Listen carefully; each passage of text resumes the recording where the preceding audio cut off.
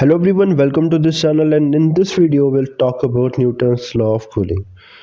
Newton law of cooling को देखेंगे हम इस वीडियो में chapter number 11 thermal properties of matter कर रहे हैं। तो Newton law of cooling basically नाम से समझ में आ रहा है, ठीक है। कूलिंग के रेट को बताएगी कि जो कूलिंग कोई बॉडी है, कोई ऑब्जेक्ट है, हॉट ऑब्जेक्ट है, वो जब हम उसको सराउंडिंग में रखेंगे तो उसका टेम्परेचर किस रेट से डिक्रीज़ होगा। क्या वो एक यूनिफॉर्म रेट से डिक्रीज़ होगा या जब पहले टेम्परेचर में जो डिफरेंस आएगा उस कूलिंग या जब टेम्परेचर डिफरेंस ज़्यादा है तब ज़्यादा होगा या जब टेम्परेचर डिफरेंस कम है तब ज़्यादा होगा। इसके बारे में ही बता रहा है न्यूटन लॉ ऑफ कूलिंग। तो पूरा ये एक्सपेरिमेंट दे रखा है, एक एक्टिविटी दे रखी है जिसके बेसिस पे इसको एक्सप्लेन किया है। तो डिटेल में समझते हैं न्यूटन लॉ ऑफ कूलिंग को। Let's get started. We all know that hot water or milk, when left on a table, begins to cool gradually. Ultimately, it attains the temperature of the surroundings. ठीक है, तो एक hot water को और या milk को अगर हम टेबल पे रखोगे तो वो कूल डाउन होना स्टार्ट करेगा धीरे धीरे और अल्टीमेटली उसका टेम्परेचर सराउंडिंग के टेम्परेचर के साथ इक्विलिब्रियम में आ जाएगा। To study how a given body can cool on exchanging heat with the surroundings, let us perform the following activity. तो एक्टिविटीज है, इसको डिटेल में समझते हैं। Take some water, say 300 milliliter in a calorimeter with a stirrer and cover it with two hold lid. ठीक है, तो calorimeter, जो कैलोरीमीटर के बारे में पहले चैप्टर में है कि एक डिवाइस है जिससे हम हीट फ्लो को मेजर कर सकते हैं। ठीक है, so we have taken 300 millilitre water in the calorimeter, stirrer ले लिया। ओके, उसमें स्टरर होता है। ओके, फिक्स अ थर्मामीटर, एक उसमें एक होल होता है जिसमें हमने स्टरर को डाला है घोलने के लिए उसको, और दूसरा है थर्मामीटर के लिए डाल दिया है। ठीक है, एंड रीडिंग के लिए, टेम्परेचर रीडिंग के लिए। And make sure the bulb of the thermometer is emerge in the water, पानी में इमर्ज होना चाहिए। Note the reading of the thermometer, thermometer की रीडिंग ले लेंगे। This is the T1 reading. Okay, this is T1 is the temperature of the surrounding का temperature है। Okay, now heat the water kept in the calorimeter till it attains a temperature से 40 degree Celsius. तो water को हमने 40 degree Celsius तक heat कर लिया। ठीक है, से 40 अबाउट रूम टेम्परेचर। ठीक है, देन स्टॉप हीटिंग, तो 40 डिग्री ऊपर हीट करना है, अगर 20 तो 60 तक कर देंगे। ठीक है, then stop heating the water by removing the heat source. तो अब बस हमने यहाँ स्टॉप हो जाना है। Start the stop watch and note the reading of the thermometer after fix interval of time. तो अब आप स्टॉप वॉच स्टार्ट कर देंगे और अब थर्मामीटर की रीडिंग देखेंगे कुछ फिक्स टाइम पे। 1 मिनट बाद देखा, जेंटली स्टर करते हुए। Continue to note the temperature of water till it attains a temperature about 5 degree above that of the surrounding. ठीक है, तो तब तक हमें टेम्परेचर देखते रहेंगे जब तक वो 5 डिग्री ऊपर, जैसे 20 डिग्री सराउंडिंग का 25 डिग्री तक अटेंड नहीं कर देगा तब तक हम नोट करते रहेंगे फिक्स टाइम में। ठीक है, then plot a graph by taking each value of the temperature. ठीक है, जो डेल्टा टी, जो T2 माइनस T1 है। ओके, जो हर एक टेम्परेचर में जो उसका रीडिंग थी वाटर की और सराउंडिंग का जो टाइम हमने नीचे लिया था उनका डिफरेंस और टाइम का ग्राफ हम प्लॉट कर लेंगे। ठीक है, टाइम के साथ प्लॉट कर लिया ग्राफ, तो हमें कुछ इस तरह से ग्राफ ऑब्टेन होगा। ठीक है, इस तरह से ग्राफ ऑब्टेन होगा। तो आप देख सकते हो ग्राफ में जो डेल्टा टी है स्टार्टिंग में देखो कितना ये पीक कर रहा है। ठीक है, मतलब जो जस्ट स्लोप है, स्लोप स्टार्टिंग में बहुत ज़्यादा है। ठीक है, स्लोप जस्ट स्टार्टिंग में ज़्यादा, बाद में स्लोप कम हो गया है।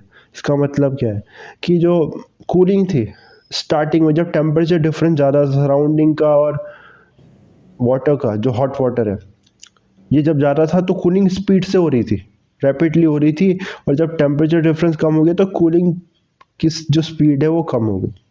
ठीक है, From the graph, you will infer how the cooling of hot water depends on the difference of its temperature from that of the surrounding. ठीक है, तो जो कूलिंग का जो किस पर डिपेंड कर रहा है, टेम्परेचर डिफरेंस पे।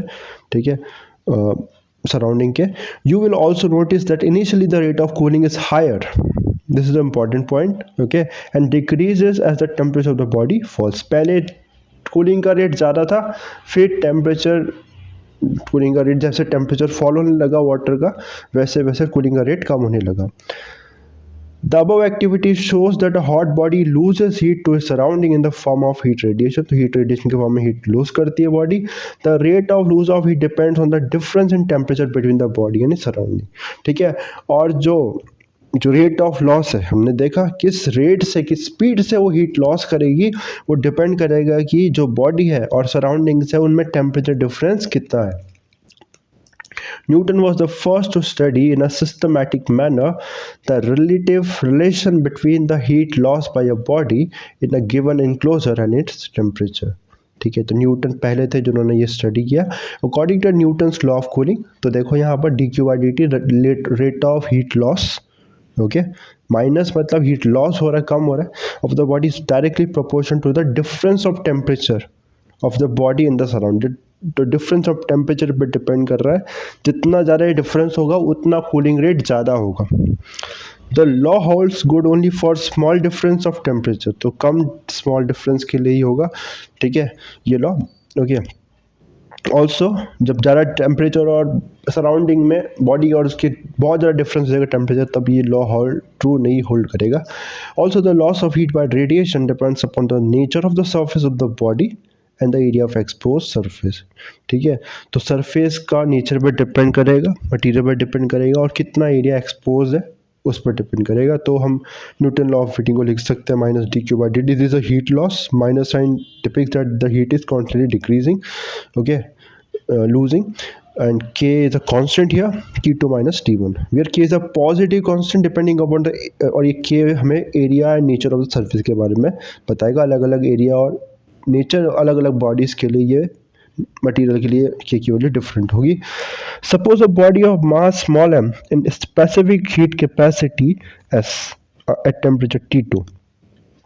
ठीक है, तो एक बॉडी हमने मान ली जिसका मास m है और स्पेसिफिक कैपेसिटी s है. स्पेसिफिक कैपेसिटी हमें पता है. ठीक है, 1 डिग्री अगर एक बॉडी के यूनिट मास को राइज करना है तो कितना उसको हीट देनी पड़ी, that is the specific capacity. ठीक है, वो टेम्परेचर T2 पे वो body. Let T1 be the temperature of the surrounding, T1 surrounding का temperature. If the temperature fall by amount D21 in time dt, then the amount of heat loss by it. ठीक है, तो कितना heat loss हुआ, इतना D2T heat loss हुआ dt time में. तो कितना हीट लॉस हुआ हमें पता है ना, फॉर्मूला क्या है, जो dq होता है mc डेल्टा t.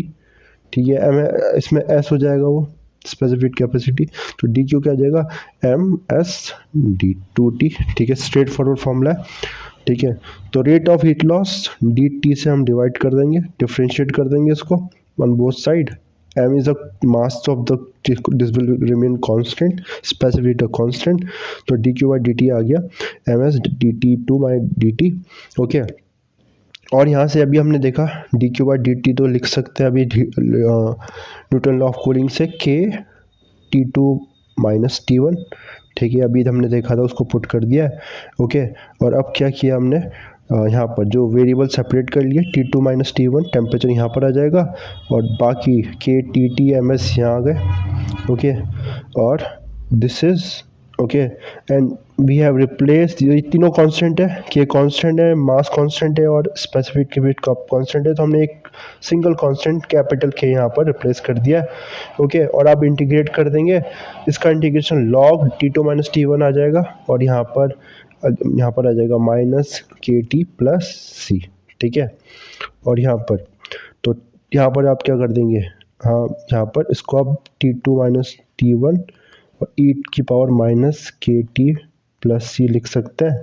ठीक है, और ये आ जाएगा हमारे पास T2, तो यहाँ से बन गया T2 is equal to T1 plus c dash e की पावर माइनस के टी. ठीक है, जहाँ सी डैश ई की पावर सी था, इसको सेपरेट भी कर सकते जो लिखा था यहाँ, माइनस ई के टी और यहाँ ई सी, तो ई सी को हमने सी डैश मान लिया. ठीक है, ये equation enables to calculate the time of cooling of bodies for particular range of temperature. इस इक्वेशन के हेल्प से हम तो time of cooling find out कर सकते हैं एक पर्टिकुलर रेंज ऑफ टेम्परेचर के लिए. ठीक है, तो T2 T1 पता रहेगा हमें, तो यहाँ से हम टाइम कैलकुलेट कर सकते हैं कितना टाइम है वो कूलिंग होगी एक टेम्परेचर रेंज के लिए. ओके इसके बाद for small temperature differences the rate of cooling due to conduction convection and radiation combined is proportional to the difference in temperature. Small temperature difference के लिए जो रेट ऑफ कूलिंग होता है, चाहे वो कंडक्शन और कन्वेक्शन रेडिएशन है, इनका तीनों को मिला के टेम्परेचर डिफरेंस के प्रोपोर्शनल होता है, डिफरेंस इन टेम्परेचर प्रोपोर्शनल होता है। It is varied approximately in the transfer of heat from a radiation to a room, ठीक है, the loss of heat through the walls of a room और the cooling cup of a table, है ना। इन सब जो normal हम देख रहे हैं, जहाँ टेम्परेचर डिफरेंस बहुत ज़्यादा नहीं है, वहाँ के लिए वैलिड है, ठीक है।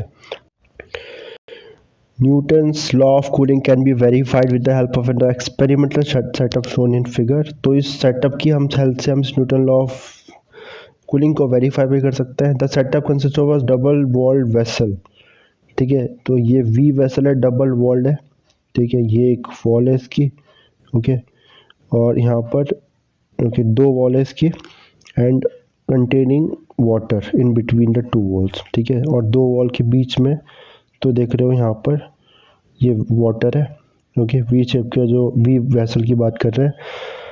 A copper calorimeter containing hot water is place inside the double wall vessel, है ना। तो दो वॉल है, ओके, और यहाँ पर अच्छा ये है एक वॉल ये रहा, ओके, और एक ये रहा। तो यहाँ पर क्या कर दिया, दूसरे वॉल के अंदर यहाँ पर कैलोरीमीटर प्लेस कर दिया, ओके। तो अब इसमें देखो, copper calorimeter containing hot water is place inside the double wall vessel. Two thermometer through the cork are used to note the temperature T2 and water in calorimeter, T1 of hot water in between the double wall respectively। तो ये T1 इसका hot water का यहाँ पे इस water का temperature measure करेगा, और T2 जो कैलोरीमीटर के इनसाइड वाटर है उसका टेम्परेचर मेज़र करेगा। Temperature of hot water in the कैलोमीटर is noted after regular interval of time, ठीक है। तो टेम्परेचर मेज़र करेंगे किलोमीटर के रेगुलर इंटरवल ऑफ टाइम के बाद, ओके। और इसमें फिर हम T2 T1 मेज़र कर रहे हैं टाइम के साथ, तो ये ग्राफ प्लॉट करेंगे लॉग T2 T1 और T1 टाइम का। तो हमें एक ग्राफ मिलेगा कुछ जैसे ये ग्राफ मिलेगा, इस तरह से नेगेटिव स्लोप होगा। तो देखो ये अगर हम इक्वेशन को देखें ध्यान से, ये इसको कंपेयर करें y is equal to mx plus c, straight line equation है। तो ये देखो y एक्सिस में हमने log T2 माइनस T1 बनाया, और यहाँ पर जो x एक्सिस में टाइम और माइनस के स्लोप जैसा नेगेटिव आ रहा है, जो कि बिल्कुल वेरीफाई कर रहा है इसको, ठीक है। तो एक्सपेरिमेंटली हम इसको वेरीफाई कर सकते हैं। तो आई होप कि आपको न्यूटन लॉ ऑफ कूलिंग समझ में आएगा। आगे की वीडियोस, आगे की इस चैप्टर में एनसीईआरटी में इतना ही है, बट अब अपेंडिक्स में देखोगे पीछे तो और टॉपिक्स भी है, उसको हम नेक्स्ट वीडियो में कवर करेंगे। Thanks for watching.